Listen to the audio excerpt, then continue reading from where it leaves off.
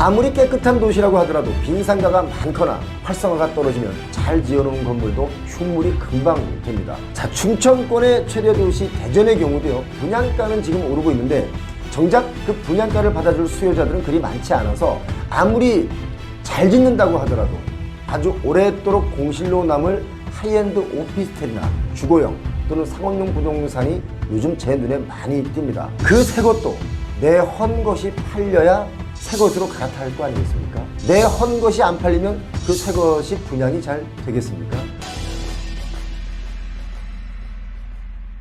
저희 채널에서 여러 차례 세종시의 상가 공실 얘기를 전해드렸었죠. 보신 분들 아마 다 기억하실 겁니다. 세종시의 아파트 가격도 폭등과 또 폭락, 이게 마치 주식처럼 반복이 됐습니다. 한때는 전국에서 가장 많이 올랐었고 또 한때는 가장 많이 하락했었는데요. 지금 아직까지 하락세를 면치 못하고 있습니다. 외지인들이 너도 나도 투자하러 원정 다니던 곳, 그것이 바로 세종시입니다. 오르기 전에 샀던 분들이 고가에 팔고 나올 때 야, 이때가 기회다라고 해서 고가에 사들였던 분들은 아직 그 최고가에 도달하려면 몇 년은 더 기다려야 될지도 모르겠습니다. 최근 집값이 반등한다, 거래량이 늘었다, 매수세가 살아난다, 이런 이야기가 나오지만 정작 대전 지역과 세종 지역에서는 아직도 큰 폭으로 하락된 가격대를 형성하고 있고, 또 이거 회복하려면 사실 몇 년을 더 기다려야 한다, 이게 가늠할 수가 없습니다. 이런 말씀드려서 죄송하지만 대전, 세종 이 지역에 신규로 나오는 오피스텔이랄지 아파트랄지 이런 것을 분양받는 것은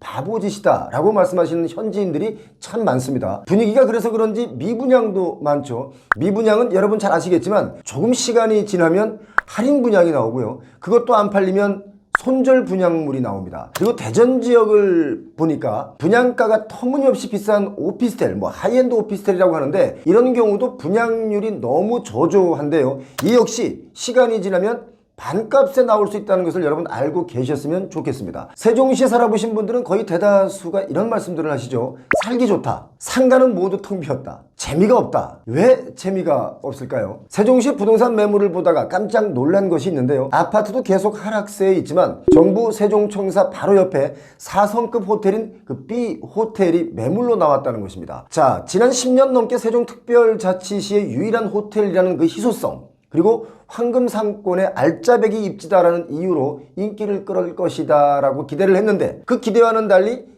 이게 시장에 매물로 나와 있는데요. 중요한 거, 제가 깜짝 놀란 이유는 뭐냐면 매각을 하려고 내놨는데도 불구하고 지금까지 4차례 유찰됐습니다. 세종시가 전국에서 가장 살기 좋은 도시다 라고 했는데 중요한 것은 안 팔린다는 겁니다. 선호하지 않는다는 뜻이죠. 세종시 상업용지의 랜드마크였던 세종 엠브릿지라는 곳이 있습니다. 아주 유명한 건물입니다.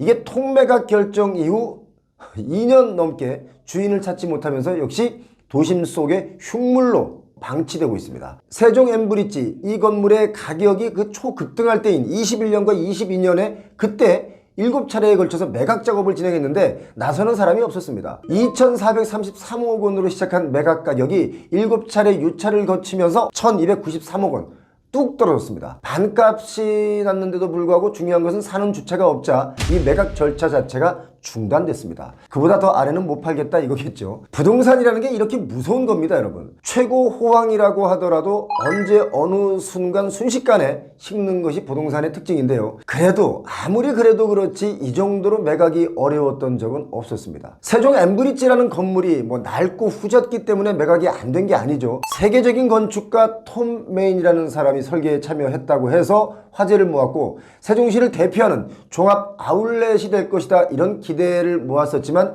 기대와는 전혀 다르게 엠브릿지에 와서 쇼핑을 하는 사람은 별로 없었던 것입니다. 톰 메인이라는 건축가 말씀드렸는데요. 프리츠커 건축상을 받은 세계적인 건축가입니다. 그러니까 얼마나 이 건물이 짓기 전에 유명했겠습니까? 사실 세종시는요, 직접 가보신 분들 아시겠지만 호텔이든 상가든 장사가 잘 안 됩니다. 정부 청사를 찾아오는 사람들은 지리적 위치로 보거나 교통의 편리함을 볼 때 세종시로 출장을 왔다고 하더라도 당일치기로 충분히 일을 보고 집으로 갈 수 있기 때문에 호텔이 번성할 리가 없겠죠. 엠브릿지의 아울렛 건물 이 경우도요, 2021년에 바로 옆에 신세계 세종점이 문을 열면서 고객을 그쪽으로 다 뺏겼습니다. 그러니까 뭔가 탁월하거나 특별하지 않으면 안 되는 겁니다. 세종시는 여러분 잘 아시다시피 굉장히 젊은 도시입니다. 평균 연령이 깜짝 놀랄 정도로 젊습니다. 37.7세입니다. 동탄 신도시가 젊은 층이 많은데요. 동탄시의 평균 연령이 36세입니다. 동탄시가 아니고 화성시죠. 바로 옆인 그 세종도 만만치 않게 젊은 층이 많다 이겁니다. 직장인 중에서 세종시는 상용직의 비중이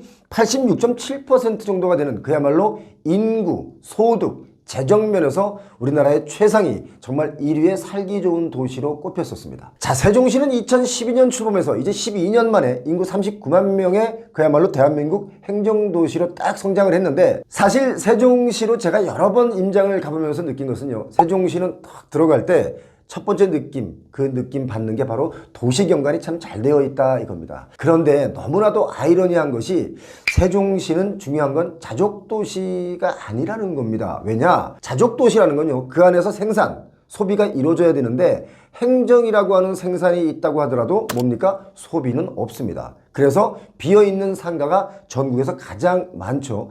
그 상가 유리창에 쭉 붙어있는 임대문의 스티커, 정말 질비하게 가는 곳곳마다 붙어있는 것을 보고 제가 그 생각이 들었습니다.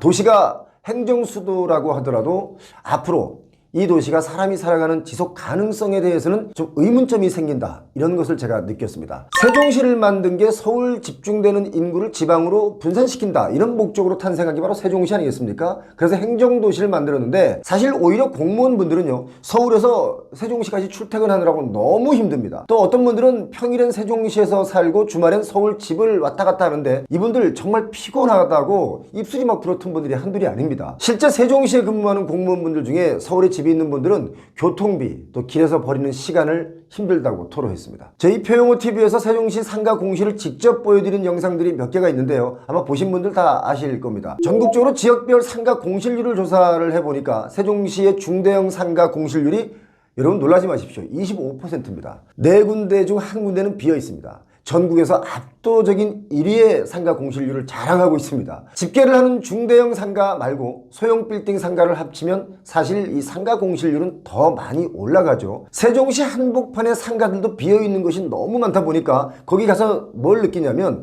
이게 드라마나 혹시 영화 세트장에 사람이 없는 그런 분위기입니다. 세종시의 주요 건물들도 상가는 비어있는 곳이 너무 많죠. 세종 파이낸스 센터 건물에는 처음에 교보문고, 유니클로, 하이마트 이런 대형 브랜드가 입점을 하면서 자, 금융과 쇼핑 매장이 합쳐진 그야말로 복합 쇼핑센터가 될 것이다 라고 다들 기대를 했는데, 그렇게 시작은 했는데 뚜껑을 딱 열어보니까 너무 힘든 거죠. 그래서 모두 철수하고 없는 겁니다. 전국에서 소득 수준은 5위입니다. 세종시가 인구는 39만인데 이 도심 상권마저 이렇게 살아나지 못하고 무너지는 이유, 그 이유는 뭘까요? 왜 이렇게 건물마다 상가는 넘쳐나는데 공실은 많을까? 사실 상가 공실은요, 혁신도시들도 거의 다 마찬가지입니다. 원주 혁신도시 가보셨나요? 나주 혁신도시 가보셨나요? 다 똑같습니다. 세종시의 상가 공실이 많은 이유, 뭐 여러 가지 이유를 들 수 있겠지만 이걸 좀 첫 단계부터 내려가서 얘기를 드리면 도시 설계부터가 좀 이해가 안 갑니다. 좀 이상합니다.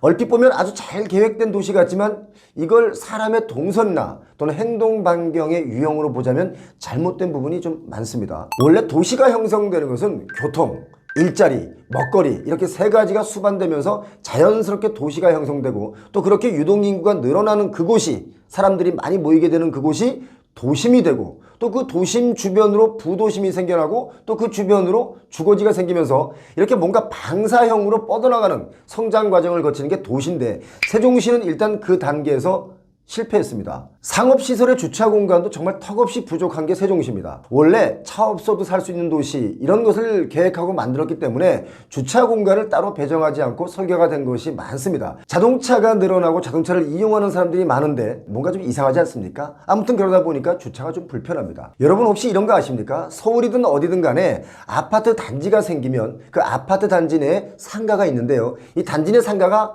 생각보다 장사가 잘 안 됩니다. 그 이유가 여러분 뭔지 아십니까? 제가 생각하는 견지에서는 보행자의 편의를 위해서 인도와 차도 간의 그 차단을 다, 이렇게 망을 다 쳐놨기 때문에 아주 잠깐이라도 차를 세우고 또 잠시 물건을 찾는다든지 하는 행위를 할 수가 없게 만들어 놨기 때문에 아주 단순한 상가 방문마저 지하에 차를 세우고 또 다시 엘리베이터를 타고 올라가야 하는 이 번거로움과, 또 그런 번거로움을 피한 스마트폰을 이용한 소비 형태를 많이 하기 때문이라고 저는 보는데요, 지금 모든 상가들이 이런 문제를 안고 있습니다. 여러분은 어떻게 생각하십니까? 잠깐이라도 차를 세우면 그야말로 경비실에서 난리가 나죠. 뭐 주민 민원이 들어온다고 빨리 빼라고 막 서두릅니다. 여러분 혹시 그거 아십니까? 워낙 정갈하게 꾸며진 계획도시가 세종시다 보니까 세종시가 출범하고 나서 2년이 지나도록 세종시에는 주유소가 단 한 곳도 없었다는 것을. 그래서 초창기 입주자분들은 자동차에 기름을 넣으려면 가까운 조치원 읍이나 공주 같은 곳으로 가서 기름을 넣고 다시 와야 됐었습니다. 요즘 수도권에서도 주유소가 하나둘 없어지기 시작하죠. 땅값이 비싸서 그렇습니다. 원래 세종시는 수도권 인구 집중 완화의 목적이 가장 큰 도시죠. 그런데 실질적으로는요,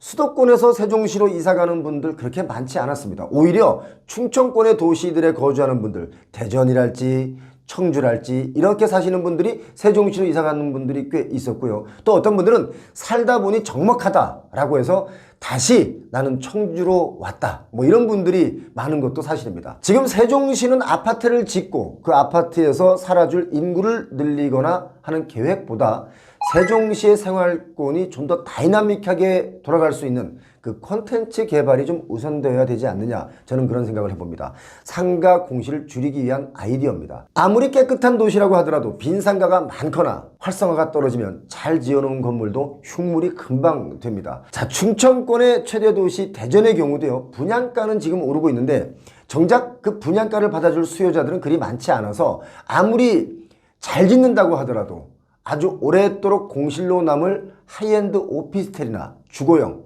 또는 상업용 부동산이 요즘 제 눈에 많이 띕니다. 고분양가, 지방에서는 정말 이거 조심해야 될 재화입니다. 인구 줄어드는 속도가 수도권보다 지방이 훨씬 빠르기 때문에 그렇습니다. 제가 이렇게 말씀드리면 아니 인구 줄어드는 것이랑 새 아파트랑 또 새 오피스텔이랑 이게 무슨 상관이냐, 새 것은 늘 부족한데 라고 말씀하시는 분들이 계신데요, 여러분 잘 보시기 바랍니다. 그 새 것도 내 헌 것이 팔려야 새 것으로 갈아탈 거 아니겠습니까? 내 헌 것이 안 팔리면 그 새 것이 분양이 잘 되겠습니까? 세종시의 빈 상가들을 보면서 든 저의 생각을 오늘 말씀드렸습니다. 세종시와 대전 지역에 사시는 분들 부동산 선택하실 때 정말 신중하시기 바랍니다. 고맙습니다.